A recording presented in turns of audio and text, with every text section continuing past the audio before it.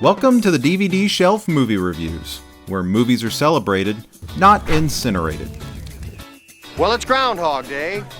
Again?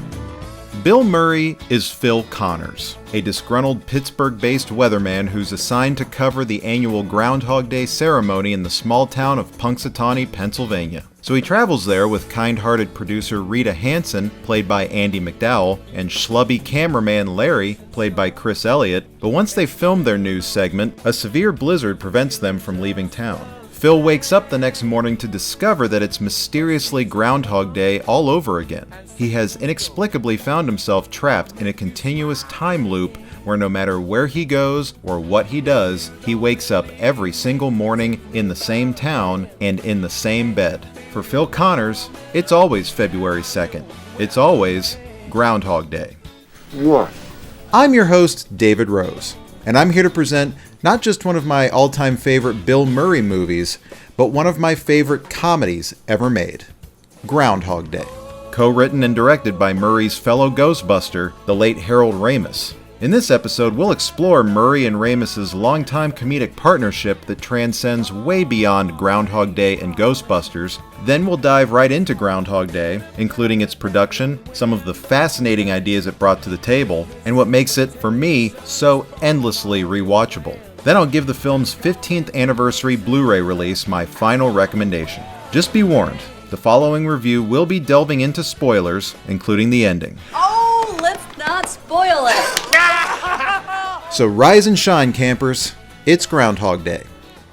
Both natives of the Chicago area, Bill Murray and Harold Ramis began sharpening their comedic chops as members of Chicago's Second City Improv comedy troupe and were among the cast of the short-lived National Lampoon Radio Hour in New York City. Their rise to comedy royalty truly began in 1976, the year Murray officially joined the cast of Saturday Night Live during its second season, and Ramis joined SCTV as a performer and head writer. They both spent 3 seasons with their respective sketch comedy shows, but had much bigger ambitions. In 1978, Ramis co-wrote the screenplay for what would become the definitive college comedy, National Lampoon's Animal House, while Murray went on to portray famed author Hunter S. Thompson in the 1980 film Where the Buffalo Roam.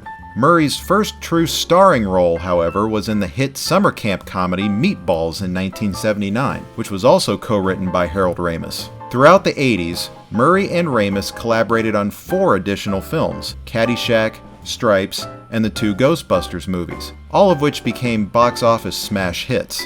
During the late 70s and 80s, Bill Murray and Harold Ramis became 2 of the biggest comedic voices of their generation, and whether they were working together or separately, they've created some of the most revered and influential comedic material of the past 40 years.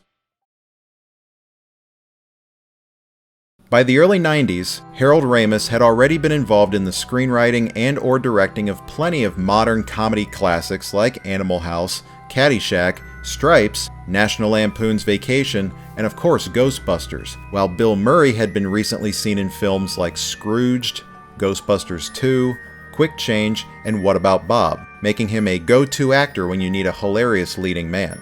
Ramis had been given a script written by newcomer Danny Rubin about a man trapped in an endless time loop, a very Twilight Zone-y concept, which Rubin has claimed was actually inspired by William Dean Howells' 1892 short story, Christmas Every Day.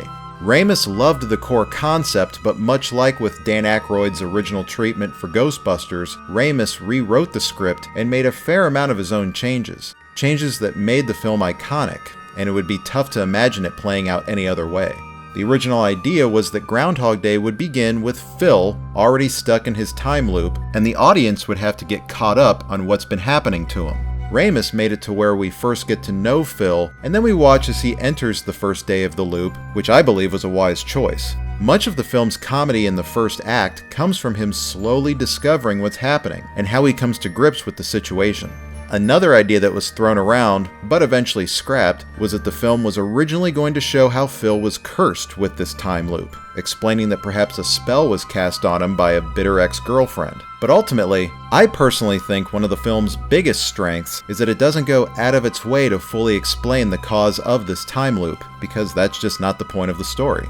For the film's lead, Names like Tom Hanks, Steve Martin, Chevy Chase, and John Travolta were all tossed around, along with Michael Keaton, who turned down the offer but later starred in Harold Ramis's directorial follow-up to Groundhog Day, the 1996 sci-fi comedy Multiplicity. Ramis finally landed on his old friend Bill Murray because he believed that Murray would be quite convincing as the sarcastic curmudgeon we're first introduced to, and you don't exactly know what it's going to take for him to lighten up by the end of the film. And yeah, it's one of those parts that's played so perfectly that I can't imagine anyone else in the role of Phil Connors except for Bill Murray. In fact, Murray is the connective tissue that makes Groundhog Day and his earlier Christmas comedy Scrooged a great double feature.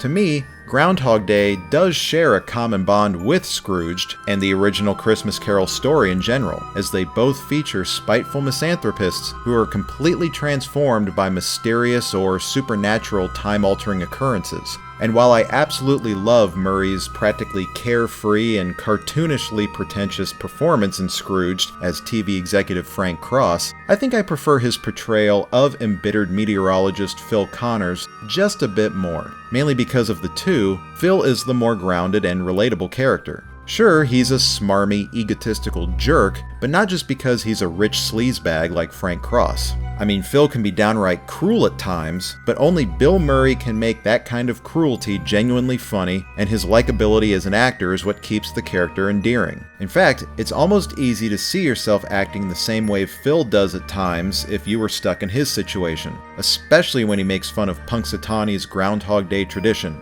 Because, let's be honest, it's pretty easy to make fun of. Andie MacDowell is also great as the good-natured Rita Hanson, and her chemistry with Bill Murray is very natural and effortless. There are plenty of times in the film where it just feels like Murray is riffing off the cuff and genuinely making her laugh. Now, of course, the inclusion of the Rita character and the romance that develops between her and Phil being what finally ends his time loop could easily pigeonhole this film as a typical romantic comedy, but to me, Groundhog Day is so much more than that.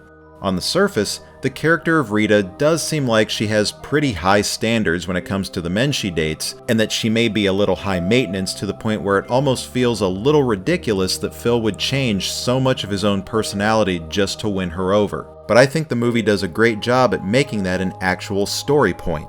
Day by day, Phil constantly takes mental notes about Rita's likes and dislikes, and at times, he goes way overboard with trying to impress her. But when his efforts ring hollow, it doesn't work out for him. Stop it! Some days, Rita and Phil have a genuinely good time together, but when Phil tries too hard to recreate that same spark on other days, it totally backfires. You can't force love by just completely changing your personality in order to meet the standards of someone else, and after a while, Phil realizes this.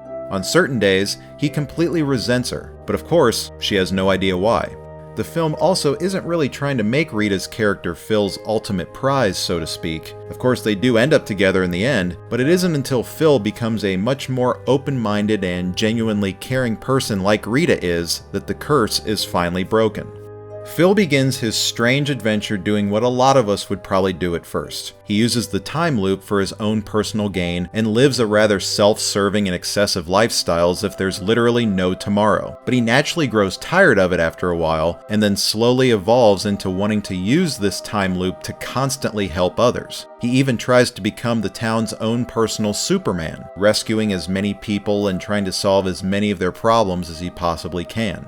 There's even a heartfelt sequence where he repeatedly tries to help an elderly homeless man with food, shelter, and kindness, but no matter what he does or how hard he tries, the man inevitably passes away every time. This experience is a humbling one for Phil by making him realize that maybe he isn't this all-powerful, godlike being after all. And by the end of the film, Phil has become the friendliest and most beloved man in town, and all in one day, so to speak. This is why I love Groundhog Day so much. Besides it being possibly Bill Murray's greatest and funniest performance, the story itself is so simple, yet at the same time there are so many layers to it. In fact, while it isn't necessarily a true time travel movie, it makes my imagination run wild the same way any good time travel movie or story does. I've watched it countless times, and I continue to find something new every single time. To me, the film takes full advantage of its concept by thoroughly exploring the highs and lows of being stuck in a time loop where every day is the same, and while no one around you realizes this, you retain all your day-to-day memories. You could even die multiple times, and yet you still wake up the next morning with absolutely zero physical consequences. It would be fun for a little bit maybe, but you would probably start to lose your mind after a while and just want to end it all. This happens to Phil many times, but in due time, he's able to take this potentially devastating situation and find the good in it. Something worth thinking about in our own lives when we find things are starting to feel too mundane or repetitive. Again, I appreciate that the movie doesn't take any time to try and explain what this time loop is or what caused it. It's just a fantastical idea to get the plot going, with many hilarious results and some surprisingly dark moments as well. And it's all accomplished without it becoming some hard science fiction story or some grim psychological thriller, which is what I think makes it so unique. What the film also never tells you is exactly how long Phil Connors is trapped in this daily time loop, and I think the movie inherently seems a little darker once you come to the conclusion that he could have easily been stuck in it for decades. The film does numerous time jumps, so you never really get a true handle on exactly how many days this lasts, but it would indeed take many years for Phil to become a master piano player like he does by the end of the film. Now, this is by no means a dark movie, even though it could have easily become one, but Harold Ramis smartly kept the tone light, and there are laughs all the way through what could have easily been seen as a nightmarish purgatory for our main character. You could easily watch Groundhog Day and believe that this small town is the real Punxsutawney, Pennsylvania, but it's not. In fact, the real Groundhog Day ceremony is actually held every year in a rural area a few miles outside of Punxsutawney and not right in the middle of town square as depicted in the film. It took quite a while for Harold Ramis and his crew to find the perfect stand-in for Punxsutawney, and it sorta happened by accident. After an arduous session of location scouting around the Midwest, the crew took a pit stop in the sleepy little town of Woodstock, Illinois, located just over 50 miles northwest of Chicago. The townspeople welcomed the cast and crew with open arms, and even after filming wrapped, the town became a commemorative tourist destination for fans of the movie as various plaques were placed around the city to mark specific filming locations. The diner that appeared in the movie was actually just a set, but due to popular demand, that spot was turned into a real working corner restaurant, and the bed and breakfast where Phil wakes up in every morning was just a private home back when the movie was filmed, but was later transformed into an actual bed and breakfast. The film itself has a genuinely cold feeling to it, and that's because the cast and crew actually filmed in extremely cold weather. The whole idea was to film during the winter, not just because it takes place on February 2nd, but also so that the weather would stay as consistent as possible, since, of course, it's supposed to look like the same exact day over and over again. And if that wasn't tough enough, First Assistant Director Michael Haley devoted an impressive amount of time and detail into making sure that all the extras and vehicles in the background moved the same exact way to show that no matter what day it was for Phil, nothing around him ever changed. The film's great cast is rounded out by the hilarious Chris Elliott as the wisecracking cameraman Larry, and recognizable character actor Stephen Tobolowsky, who, despite having over 250 acting credits to his name, will likely always be remembered the most for his energetic performance as the overwhelmingly obnoxious insurance salesman Needlenose Ned Ryerson, one of the film's most colorful side characters. Additionally, we get an extremely brief appearance from a young Michael Shannon. Despite Bill Murray and Harold Ramis's longtime friendship and years' worth of collaborations, it was sadly the strained production of Groundhog Day that forced them to drift apart. Evidently, they just couldn't agree on the film's tone. While Murray wanted the movie to be darker and more thought-provoking, it was Ramis who wanted it to be more lighthearted and uplifting. Amazingly, I think the film ultimately finds that perfect balance between the two. Sure, it has its dark moments, but the movie's message is an uplifting one that speaks to a lot of people.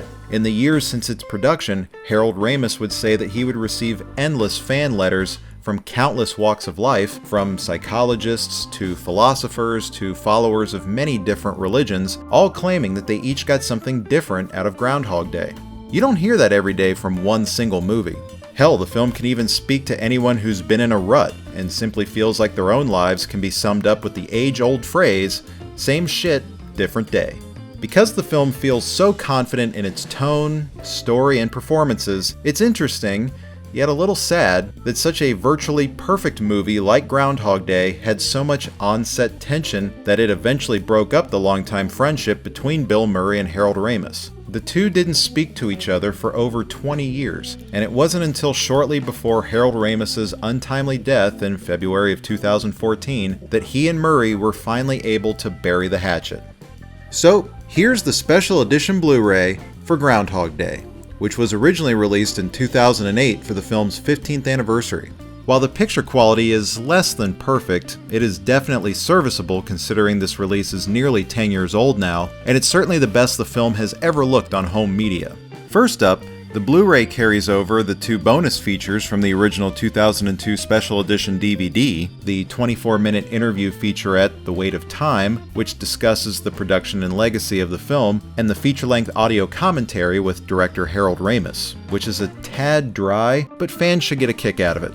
As any good director does, Harold Ramis gives credit where credit is due by pointing out and mentioning as many of the cast and crew members he can that helped make this film very special, all while giving us some of his own interesting insights into the film's story and production without getting into any of the reported on-set drama. The newer bonus content includes a handful of deleted scenes, the brief documentary The Study of Groundhogs, a real-life look at marmots, a newer interview featurette with Harold Ramis, and finally, Needle-Nose Ned's Picture-in-Picture track, a Blu-ray exclusive where, while you watch the film, actor Stephen Tobolowsky, in character as Ned Ryerson, will occasionally pop into frame and spout trivia facts about the movie. It's a solid helping of bonus material. But to me, Groundhog Day is such a timeless comedy classic with such a great concept that's perfectly executed that no matter whether its Blu-ray was loaded with extras or merely bare bones, I think it goes without saying at this point that it deserves my highest recommendation. This is a must-own movie. Who told you? And that was my review of Groundhog Day. What a waste of time.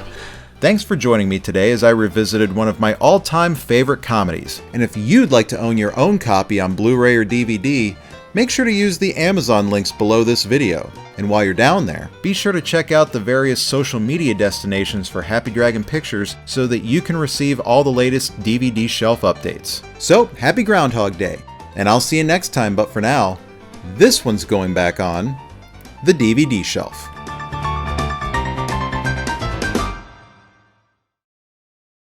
Hey, David Rose here. Hope you enjoyed that video because there are plenty more where that came from. And we'd really appreciate it if you hit that subscribe button and clicked on the notifications icon so you can get all of our latest content. Which reminds me, I should probably go make some.